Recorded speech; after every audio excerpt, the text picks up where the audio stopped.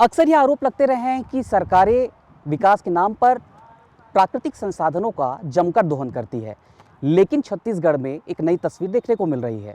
दरअसल राज्य की भूपेश बघेल सरकार ने एक नई योजना शुरू की है, जो ये दावा करती है कि इससे न केवल वृक्षारोपण को बढ़ावा मिलेगा, बल्कि किसानों को भी आर्थिक तौर पर समृद्ध किया जाएगा। लेकिन कैसे? आज हमारे साथ मौजूद है राज्य के वन मंत्री मोहम्मद अकबर और उनसे हम इन तमाम सवालों पर सिलसिलेवार बातचीत करेंगे। विश्व पर्यावरण दिवस को एक बड़ी योजना आप लोग शुरू करने जा रहे हैं। पहले तो बताइए, योजना है क्या, किस तरीके से इसे इम्प्लीमेंट सरकार करने जा रही है? देखिए, योजना के बारे में बताने के पहले मैं ये आपको बता दूं, प्राकृतिक रूप से छत्तीसगढ़ में 1,35,000 वर्ग किलोमीटर का छत्तीसगढ़ है। 44.2% उसमें वन है।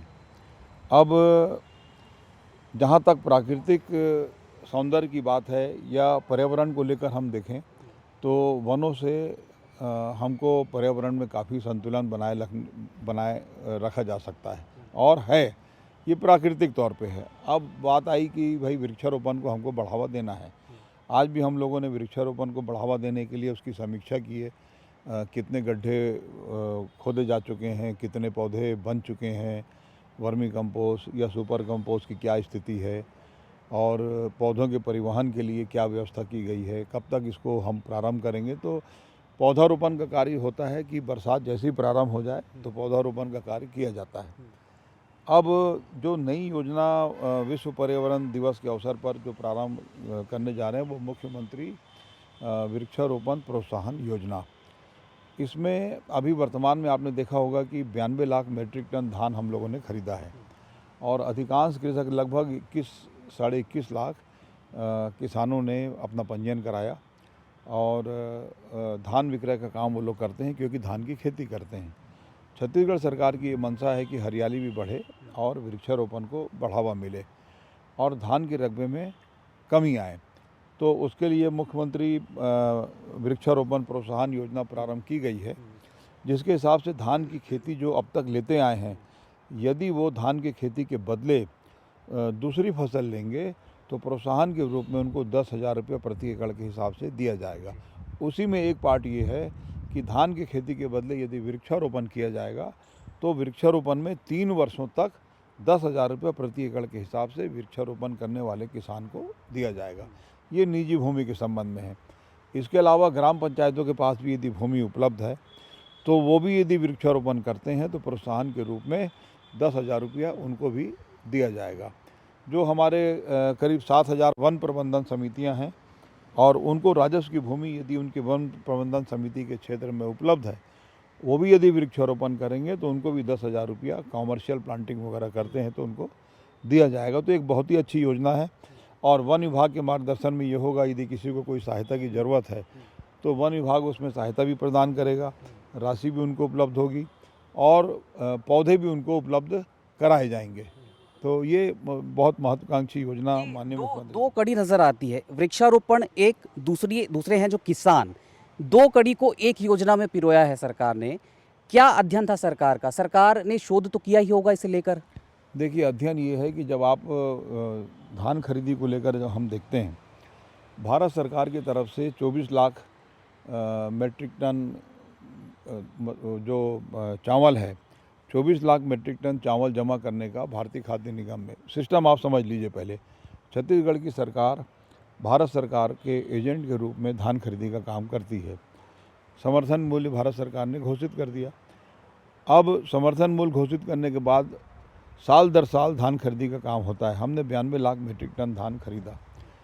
उसके लिए 60 लाख मीट्रिक टन जो चावल कस्टम मिलिंग से धान खरीदी, फिर कस्टम मिलिंग जो चावल आएगा वो भारतीय खाद्य निगम में जमा होगा और पूरा जो खर्च आता है वो हम भारत सरकार के समक्ष प्रस्तुत करते हैं और वो राशि हम प्राप्त करते हैं। खरीदी के लिए भारत सरकार की तरफ से कोई पैसा हमको नहीं मिलता। तो छत्तीसगढ़ सरकार कर्ज लेती है, कर्ज लेने के बाद धान खरीदी का काम करती है और उसके बाद जब चावल जमा होगा, जो पैसा आएगा उससे कर्ज की अदायगी करती है। तो इसके लिए ये ज़रूरी है कि भारत सरकार हमारा चावल जमा ले। जमा कहाँ होगा? सेंट्रल पूल में, भारतीय खाद्य निगम में। अब वहाँ से जब प्रारंभ में 60 लाख मेट्रिक टन चावल जमा करने की बात, वहाँ से हमको एक सैद्धांतिक सहमति मिली। उसके हिसाब से धान खरीदी का काम भी हुआ 92 लाख मेट्रिक टन। अब बाद में आया कि हम 24 लाख मेट्रिक टन खाली चावल लेंगे, तो लगभग 40 लाख मेट्रिक टन होगा धान। तो ऐसी स्थिति में बहुत बड़े पैमाने में धान जो है, अब उसको निराकरण कैसे हो, कस्टम मिलिंग कैसे हो, तो बहुत से धान को तो राज्य सरकार ने निर्णय लेकर नीलाम करके बेचना भी प्रारंभ किया है। इन सब चीज़ों को, धान कम हो, छत्तीसगढ़ में हरियाली हो, इसके कारण से ये वृक्षारोपण की नई योजना लाई गई, जिसको अपन फसल चक्र में परिवर्तन भी कह लें, या हरियाली को बढ़ाने के लिए वृक्षारोपण प्रोत्साहन, मुख्यमंत्री वृक्षारोपण प्रोत्साहन योजना। तो इसमें धान के रकबे में कमी होगी, वृक्षारोपण को बढ़ावा मिलेगा, और जब 3 साल तक 10-10 हज़ार रुपया मिलेगा तो संबंधित जो भी किसान है जो अपने निजी भूमि में इसको लगाएगा तो उसको लाभ भी होगा, हरियाली बढ़ेगी, और हमारी जो वृक्षारोपण का जो कार्य क्षेत्र है या क्षेत्रफल हम कहेंगे पूरा मिला के वो बढ़ेगा।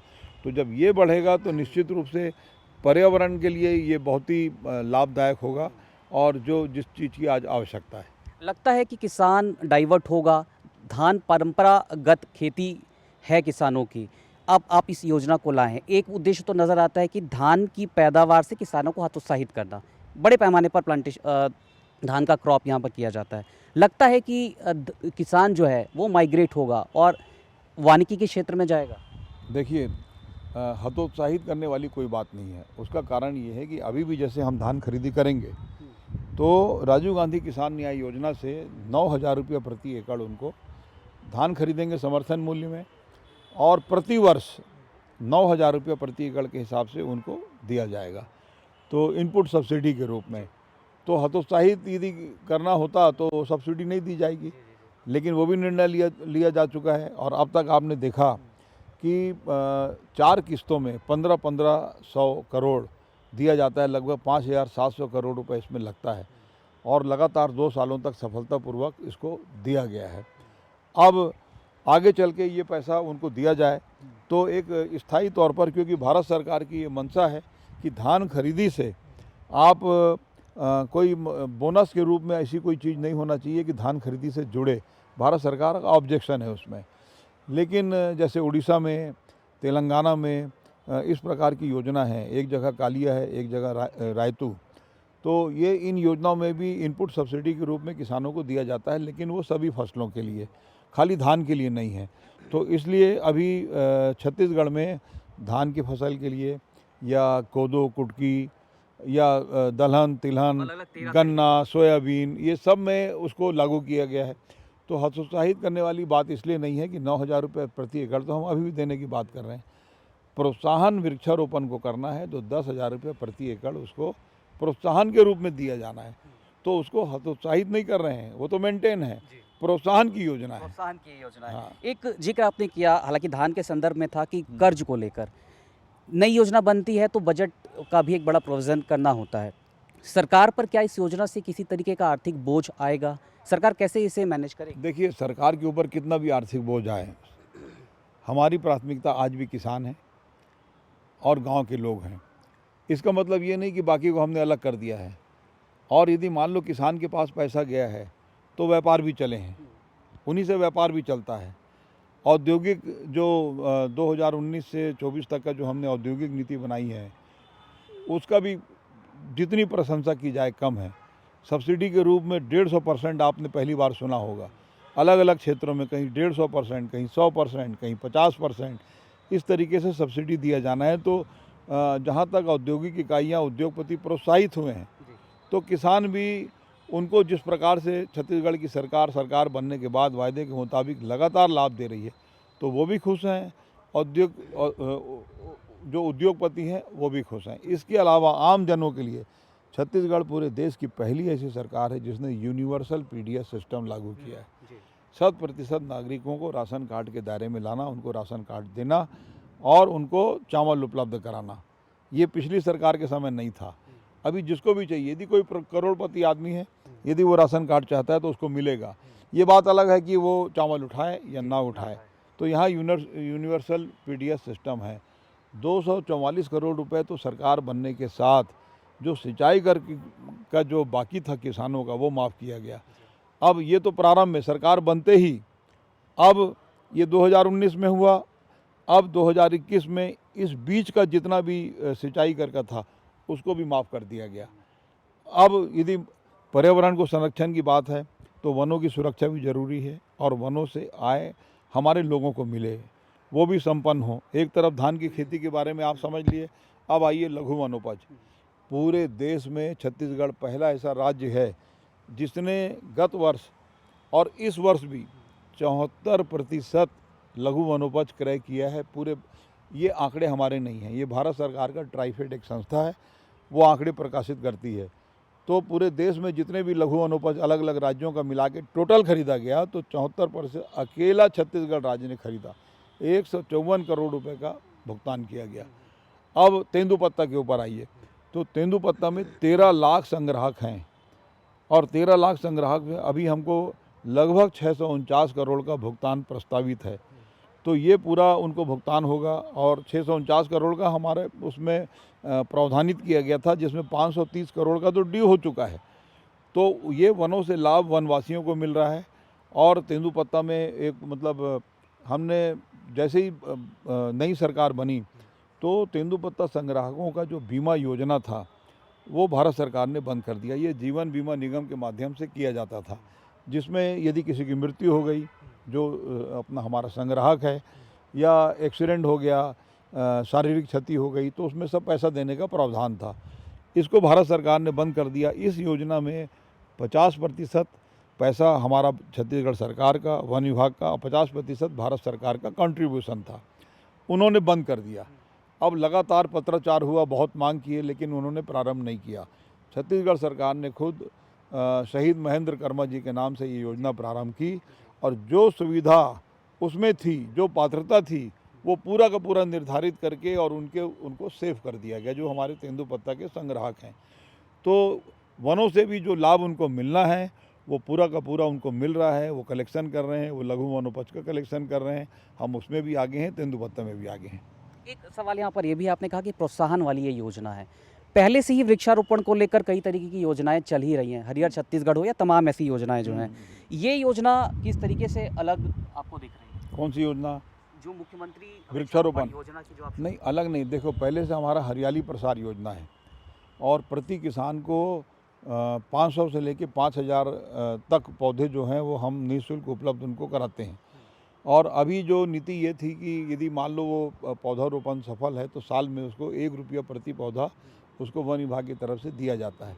उस पर भी हम लोग विचार कर रहे हैं कि जो 5,000 यदि 2,500 पौधा हम उसको दे रहे हैं, लगभग 1 एकड़ में 2,500 के आसपास आता है। यदि 1 रुपये पौधा दे रहे हैं तो होता है 2500, तो उसको भी हम 4 रुपये करने का विचार कर रहे हैं ताकि वो भी 10,000 हो जाए, तो विरोधाभास ना रहे। तो 10,000 उनको भी हो जाएगा, 10,000 इनको भी हो जाएगा। तो ये जो प्रोत्साहन योजना है, हरियाली प्रसार योजना पहली की है, उसमें संशोधन की ज़रूरत है। 2500 पौधा दिए और 1 रुपया दिए तो 2,500 पाया एक साल में। तो वो मुख्यमंत्री जी से मेरी चर्चा हो चुकी है, उसको भी हम 4 रुपये करने जा रहे हैं, तो वो हो जाएगा 10,000 और 10,000 वृक्षारोपण में मिलेगा तो इक्वल हो जाएगा। तो ये दोनों के लिए बेहतर होगा। एक सवाल यहाँ पर यह भी है कि इसकी प्रस्तावना मैं पढ़ रहा था, उसमें ये देखने को मिला कि प्लांटेशन जो है, कमर्शियल प्लांटेशन को प्रमोट इस योजना के जरिए सरकार करेगी। आने वाले दिनों में जिस तरीके से छत्तीसगढ़ में 44% हिस्सा जंगल का है, लगता है आने वाले दिनों में राज्य की एक बड़ी भूमिका कमर्शियल प्लांटेशन के पॉइंट ऑफ व्यू से सेंटर या देश भर में स्थापित होगी। देखिए, अभी लगभग 45,000 करोड़ का टिम्बर आयात होता है। अब ये जो वृक्षारोपण की बात हो रही है, ये वृक्षारोपण वनों के लिए नहीं है। वनों का तो अपना जो कार्यक्रम होता है साल दर साल, वो वृक्षारोपण उसमें वो लोग करते हैं और वो लोग इस साल भी करेंगे, उसकी तैयारी अभी हुई है। ये जो वृक्षारोपण की योजना है, ये वृक्षारोपण धान की खेती को छोड़कर निजी किसानों के द्वारा वो जो वृक्षारोपण करेंगे, ये योजना उसके लिए है। अब क्या होता है कि अब तक का आपने अनुभव देखा होगा कि वृक्षारोपण तो कर लिए, पेड़ तैयार हो गया, काटने की अनुमति नहीं है। सब महत्वपूर्ण चीज़ हाँ, सबसे ज़्यादा परेशानी उनको काटने के लिए है, तो उसको सरल बनाया गया है। उसकी भी नीति तैयार हो गई है कि भाई उसके जो परिवहन है वो भी बंधनों से मुक्त किया गया है। और अभी तक का जो प्रावधान था कि जो राष्ट्रीयकृत जो वृक्ष होते हैं तो उसका परमिशन जो है, जैसे सागौन का वृक्ष हो गया तो उसका परमिशन कलेक्टर देते हैं, और कलेक्टर जो है वो परमिशन देंगे, वन विभाग उसको काटेगा, वन विभाग उसको काटने के बाद अपने डिपो लेके जाएगा, वो नीलाम करेगा, तब संबंधित जो भूमि स्वामी है जिसका वो पेड़ है उसको पैसा मिलेगा। ये लंबी प्रक्रिया है। अब ये निजी भूमि स्वामी का है। अब नई स्थिति में जो निजी भूमि, अब जब बाकी का जो है, जो बाकी के जो दूसरे प्रजाति के जो पेड़ होते हैं तो वो उनको एसडीएम परमिशन देते हैं, और लेकिन परमिशन के लिए लोगों को बहुत चक्कर लगाना पड़ता है। तो उसको बहुत सरल बनाया गया है, उसके परिवहन को भी बहुत सरल बनाया गया है। अब लोगों को कठिनाई नहीं होगी यदि उसको अपने स्वयं के द्वारा वृक्षारोपण करके जो उपलब्ध होगा, उनको जो वृक्ष बनेंगे, जो कमर्शियल पेड़ होगा, तो वो उसको केवल सूचना देना है, संबंधित जो विहित अधिकारी को सूचना देना है, और वो अपना जो उसको काट के लेके जा सकता है। तो इसे लोगों को प्रोत्साहित कर रहे हैं या फिर अवैध ट्रांसपोर्टेशन के लिए लोगों को प्रमोट कर रहे हैं, इसे क्या माना जाए? क्योंकि जिन निजी क्षेत्रों में या निजी ज़मीन पर जिन लोगों ने प्लांट पहले लगाया हुआ है उनके लिए क्या नियम होंगे? और एक सवाल ये भी होगा कि राजस्व भूमि पे जो प्लांटेशन होंगे उसके लिए क्या किसी तरीके के संशोधन की ज़रूरत राजस्व विभाग करेगा? नहीं, किसी प्रकार की कोई संशोधन की ज़रूरत नहीं है। दो बातें बहुत साफ है। जो हमारे 7000 समितियां हैं, उन समितियों में जो वन प्रबंधन समिति, यदि वहाँ पे राजस्व की कोई भूमि है तो वो राजस्व की भूमि में वृक्षारोपण कर सकते हैं। उनको भी कॉमर्शियल प्लांटेशन करेंगे, 10,000 रुपये का प्रोत्साहन उनको भी प्रति एकड़ दिया जाएगा। अब दूसरी तरफ आइए कि निजी भूमि में, तो निजी भूमि में यदि वृक्षारोपण करेगा कोई, उसका पेड़ जब तैयार होगा तो मालिक तो वो खुद है, तो यदि वो खुद काटेगा तो अवैध कैसे हुआ? अपनी चीज़ वो काट रहा है, उसको लेके जाएगा। लेकिन वो नियमों में आज की डेट में इतना उलझा हुआ था, उसको अनुमति मिलना नहीं है। जब अनुमति मिलना नहीं है तो वृक्षारोपण क्यों करेगा? अपना खेती करेगा।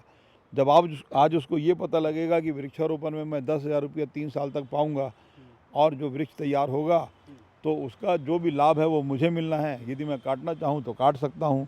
अभिमान पास की मुझको ज़रूरत नहीं है, मेरे को केवल सूचना देना है, तो उसके लिए तो बहुत बेहतर है। ये संशोधन की प्रक्रिया पे ये प्रक्रिया चली गई है या फिर इसमें कुछ इंतजार की ज़रूरत है? इसका आदेश जारी हो चुका है, इसका आदेश भी जारी हो चुका है। वन विभाग ने इसका आदेश जारी कर दिया। आदेश जारी कर दिया। एक महत्वपूर्ण सवाल यहाँ पर ये भी है कि ग्राउंड वाटर लेवल का यदि यहाँ पर जिक्र करें तो छत्तीसगढ़ में लगभग 45% हिस्सा यूज़ कर लिया जाता है। उद्योग करते हैं, निजी उपयोग के लिए किया जाता है, सिंचाई के लिए किया जाता है।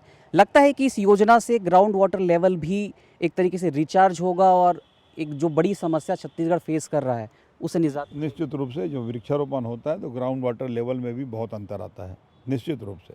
जलवायु परिवर्तन में कितना ज़्यादा सार्थक ये योजना होगी? क्या भूमिका छत्तीसगढ़ की होगी जब ब्रॉडर एक्सपेक्ट पे यदि बात कर रहे हैं, देशव्यापी या विश्व के स्तर पर? देखिए, जलवायु परिवर्तन के हिसाब से यदि वृक्षारोपण जितना अधिक हो, अपन जब देखते हैं तो हमारा 44.2% वन है, तो एनवायरनमेंट के हिसाब से हम रिच हैं। उसके हिसाब से मतलब बाकी राज्यों की तुलना में हमारी स्थिति बहुत बेहतर है। लेकिन अधिक से अधिक वृक्षारोपण होगा तो हम उसमें वृद्धि करते चले जाएंगे, तो हमारे लिए सबके स्वास्थ्य के लिए भी अच्छा है और राज्य के लिए भी अच्छा है। एक जिक्र यहाँ पर यह भी हो रहा है कि इस योजना के जरिए बड़े पैमाने पर रोजगार भी सरकार सृजित करेगी। बेरोजगारी के मुद्दे पर लगातार हंगामा विपक्ष भी छत्तीसगढ़ में करता है। किस तरीके से रोजगार के आयाम ये योजना सृजित करने जा रही है? क्या कोई लक्ष्य है कि इतनी तादाद में लोगों को रोजगार मिलेगा? देखिए, 2-3 बातें हैं। सबसे पहले तो लघु वनोपज का जो कलेक्शन होता है तो 4000 हमारी समितियां हैं, स्वयं सहायता समूह के जरिए उसको कलेक्ट किया जाता है और हमारे प्रोसेसिंग सेंटर में लेके जाते हैं। अब वो 4000 जो हमारी समितियां हैं, जब वो कलेक्ट करेंगे, इकट्ठा करेंगे और प्रोसेसिंग सेंटर में लेके जाएंगे तो इन समितियों के लोगों को रोज़गार मिला। प्रोसेसिंग सेंटर में प्रोसेस करेंगे तो प्रोसेस करने के बाद जो प्रोडक्ट बिकेगा, तो जो भी उत्पादन बिकेगा उसमें जो लाभ होगा, कोई चीज़ 5 रुपए की है, प्रोसेसिंग करने के बाद वो 10 की हो गई, 15 की हो गई, तो लाभ का अंश भी उनको मिलेगा। तो एक हिसाब से रोज़गार ये हो गया। अब वृक्षारोपण करने के लिए एक व्यक्ति तो पूरा वृक्षारोपण कर नहीं पाएगा, तो वृक्षारोपण करने के लिए लोगों की ज़रूरत पड़ेगी, तो निश्चित रूप से उसको भी रोज़गार मिलेगा। अब वृक्षारोपण करने के लिए आपको वर्मी कंपोस्ट की ज़रूरत है, सुपर कंपोस्ट की ज़रूरत है, तो जो वर्मी कंपोस्ट और सुपर कंपोस्ट बना रहे हैं वो स्वयं सहायता समूह अलग है, तो उनको रोज़गार मिलेगा। अब वर्मी कंपोस्ट बनाने के लिए जो गोबर एकत्रित करके ला रहे हैं, करीब 1.5 लाख लोग हैं जो पशुपालक हैं या पशुपालक नहीं भी हैं, खाली गोबर बीनते हैं, तो 1.5 लाख करीब वो लोग हैं, उनको रोज़गार मिलेगा। अब उसके बाद जितनी भी सहकारी समितियां हैं, वर्मी कंपोस्ट वन विभाग खरीद लेगा, वर्मी कंपोस्ट कृषि विभाग खरीद लेगा। ये पूरा चेन बना हुआ है। ये चेन बना हुआ है। अब जो वर्मी कंपोस्ट बच गया वो सहकारी समितियों के माध्यम से किसान खरीदेंगे, तो सहकारी समितियों वालों को रोज़गार मिलेगा, परिवहन वालों को रोज़गार मिलेगा, तो पूरा चेन है रोज़गार का। और जब 74% हम अकेले खरीद पूरे देश में खरीद रहे हैं, तो निश्चित रूप से हमारी उपलब्धि तो है। सर एक सवाल ये भी है कि कागज़ पर योजना बहुत अच्छी दिख रही है, इम्प्लीमेंटेशन में खामियां अक्सर देखने को मिलती है। तमाम योजनाओं का यदि जिक्र करें तो कहीं ना कहीं ये होता है। मॉनिटरिंग को लेकर क्या सिस्टम आप लोग इस योजना के जरिए डेवलप कर रहे हैं? वन विभाग ने आदेश जारी किया हुआ है, उसमें साफ लिखा है कि जो वृक्षारोपण करेगा वो वन विभाग से मार्गदर्शन समय समय पर प्राप्त कर सकेगा और वन विभाग के बताए अनुसार उसको करना है। उसको पौधे की आवश्यकता है तो वन विभाग उसको पौधा भी उपलब्ध कराएगी और समय समय पर उसको मार्गदर्शन देगी। वन विभाग में केवल उसको सूचित करना है। 44% हिस्सा जंगल का माना जाता है छत्तीसगढ़ में, और जिस तादाद में पिछली सरकार से जिक्र करें और अब तक की बात करें तो जिस तादाद में करोड़ों की संख्या में प्लांटेशन होने की बात की जाती है, तो लगता है कि ये फीसदी जो 44% जो आंकड़ा है वो बढ़कर 60-70 तक पहुंच जाना चाहिए था, लेकिन स्थिति जस की तस है। तो मॉनिटरिंग क्या, अब जब नई योजना शुरू हो रही है, वृक्षारोपण को प्रमोट आप लोग कर रहे हैं, तो यहाँ पर भी प्लांटेशन तो लगाना एक काम हो गया, उसके बढ़ने उसके पोषण के लिए किस तरीके से जिम्मेदारी सुनिश्चित आप लोग करने जा रहे हैं? देखिए आजकल तो गूगल का ज़माना हो गया और जो भी वृक्षारोपण हुए या जो भी कटाई हुए, यदि वन विभाग भी अनुमति लेके और उसको अपनी कार्य योजना के हिसाब से कुछ हिस्से को अलग करती है, तो 0.0054 वनों में वृद्धि हुई है। ये गूगल से आप देख सकते हैं। गूगल से देख सकते हैं। हाँ। एक महत्वपूर्ण सवाल है सर कि छत्तीसगढ़ जंगल के लिए जाना जाता है, फॉरेस्ट टूरिज्म को प्रमोट करने के लिए भी क्या आने वाले दिनों में कोई योजना पर आप लोग काम करेंगे? बड़ा स्कोप यहाँ पर नज़र आता है। देखिए फॉरेस्ट टूरिज्म के हिसाब से जो अचानकमार टाइगर रिजर्व है, उसका जो हमारा क्षेत्र है वो कान्हा टाइगर रिजर्व से ज़्यादा बड़ा है, डबल है। तो कान्हा टाइगर रिजर्व से हम लोग अभी बहुत जल्दी अचानकमार टाइगर रिजर्व को बनाने के लिए मुख्यमंत्री जी के द्वारा शिलान्यास उसमें किया जाना है। तो ये तो टूरिज्म का हो गया। अब दूसरा ये कि वन क्षेत्रों में अलग अलग स्थानों पर कहीं वाटरफॉल है या कहीं घने जंगल हैं, हमारा रेस्ट हाउस है, तो जो टूरिज्म डिपार्टमेंट है माननीय ताम्रध्वज साहू जी उसमें काफ़ी वर्क कर रहे हैं और वन विभाग की तरफ से जो भी सहायता उनको चाहिए वो समय पर बताते हैं, वो हम लोग देते हैं। तो हम लोग बढ़ावा देना चाहते हैं। ये जो मुख्यमंत्री वृक्षारोपण प्रोत्साहन योजना है, कितने विभागों का कोऑर्डिनेशन इस योजना में देखने को मिल रहा है? हालांकि नोडल विभाग जो है वो तो वन विभाग ही होगा। नहीं, इसमें ऐसा है कि कृषि विभाग से डाइवर्ट होंगे। यदि मान लो धान ले रहे हैं तो हट रहे हैं तो कृषि विभाग का आ गया। अब जब आपको पौधा लगाना है तो वन विभाग हो गया। तो ये अब तीसरा जो आता है इसमें खाद्य विभाग, जिसके जरिए धान खरीदी का काम होता है। तो धान खरीदी के काम में जितना रकबा कम होगा तो उसको अपने आंकड़े में सुधार करने पड़ेंगे। जैसे पंजीयन होता है धान के पहले, बेचने के पहले, तो वो पंजीयन में सुधार होगा। तो खाद्य विभाग उसको जो भुइयाँ वेबसाइट है तो उतने रकबे को उसको चेंज करेगा। तो ये खाद्य विभाग जितनी खरीदी होगी उसका जो आकलन होगा कि भाई हमको अब कितना मैट्रिक टन खरीदना है, तो हमारे पास यदि जो भी रकबा था उसमें कमी आ गई तो खाद्य विभाग उसको कैलकुलेट करेगा, उतने की तैयारी करेगा और तैयारी करने के बाद उसको इम्प्लीमेंट करने का काम सहकारिता विभाग का है। सहकारिता विभाग के जरिए उसको बेचा जाता है, सहकारिता विभाग उसको खरीदती है, उसको कस्टम मिलिंग कराती है, लेके जाती। तो सहकारिता विभाग का इन्वॉल्वमेंट है, कृषि विभाग का इन्वॉल्वमेंट है, खाद्य विभाग का इन्वॉल्वमेंट है, वन विभाग का इन्वॉल्वमेंट है। सर किसानों पर वापस लौटते हैं। किसान इसलिए क्योंकि छत्तीसगढ़ की सियासत का एक बड़ा मुद्दा भी किसान रहे हैं। लगता है कि बड़ा आसान होगा कि किसान जो परंपरागत खेती कर रहा है धान की, आसानी से वो वृक्षारोपण के इस प्रक्रिया को समझ पाएगा, इस योजना को समझ पाएगा? क्या प्रचार के लिए भी कोई प्रोविज़न आप लोगों ने रखा है क्या? देखिए किसानों को कैसे आप लोग डाइवर्ट करेंगे? आदेश जारी हो चुका है सोशल मीडिया के माध्यम से, मीडिया के माध्यम से, वन मंडल अधिकारियों के माध्यम से और कृषि विभाग के अधिकारी कर्मचारी के माध्यम से लगातार प्रचार प्रसार चल रहा है। और निश्चित रूप से अब लोग मैं ऐसा समझता हूं कि जिस तरीके से क्वेरी कर रहे हैं लोग, लगातार सवाल कर रहे हैं कि पौधा कहां से पाएंगे, और यदि वृक्षारोपण हो गया और वृक्षों की दूरी दूर दूर है और बीच में हम कोदो कुटकी लगा दिए तो 10,000 वृक्ष का मिलेगा, और धान से हट के हम कोदो कुटकी में आए तो 10,000 इसका मिलेगा, तो 20 मिलेगा क्या, ऐसा मतलब लगातार पूछना शुरू हो गया है। उससे ऐसा लगता है कि ये एक अच्छा योजना है और सफल होगा। सफल होगा। एक सवाल यहाँ पर छूट गया, आपने ज़रूर जिक्र किया था, उस पर सवाल ये है कि जो हरियाली प्रसार योजना का आपने जिक्र किया, इसमें नया प्रोविज़न आप लोग लेकर आ रहे हैं, थोड़ा विस्तार पे से थोड़ा। हरियाली प्रसार योजना जो वर्तमान में है, जो कुछ सालों से चले आ रहा है, इसमें 500 से लेके और 5,000 पौधे तक एक किसान को दिया जाता है। अब जो पौधे उसको दिया जाएगा तो यदि वो पौधारोपण सफल है तो 1 रुपया 1 साल में एक पौधे का दिया जाता है। एक पौधे का एवरेज मतलब 1 एकड़ में लगभग 2,500 पौधे भी आते हैं, जैसे नीलगिरी विशेष करके लगाया जाता है, तो उसको 1 रुपया मिलता है। अब एक तरफ आपने योजना बनाई कि पौधारोपण में आपको 10,000 देना है और दूसरा हरियाली प्रसार में आपको 2,500 मिलना है, तो 1 रुपये को बढ़ाकर मुख्यमंत्री जी से चर्चा हो चुकी है, उसको 4 रुपये करना है, तो ताकि 10,000 दोनों इक्वल हो जाए। तो नीलगिरी वाले भी लगाएं या और भी दूसरा पौधारोपण करना है वो करें, ये भी करें वो भी करें, दोहरा फायदा होगा। दोहरा बहुत बहुत शुक्रिया। तो ये मुख्यमंत्री वृक्षारोपण प्रोत्साहन योजना की शुरुआत राज्य सरकार करने जा रही है। आदेश तो हो चुका है, लेकिन 5 जून से इसकी विधिवत शुरुआत सरकार करेगी। और सरकार जिस तरीके से दलील दे रही है कि इससे न केवल वृक्षारोपण को प्रोत्साहन मिलेगा, बल्कि किसान भी आर्थिक तौर पर समृद्ध होगा।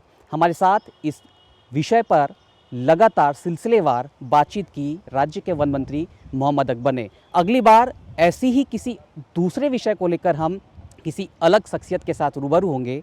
तब तक के लिए नमस्कार।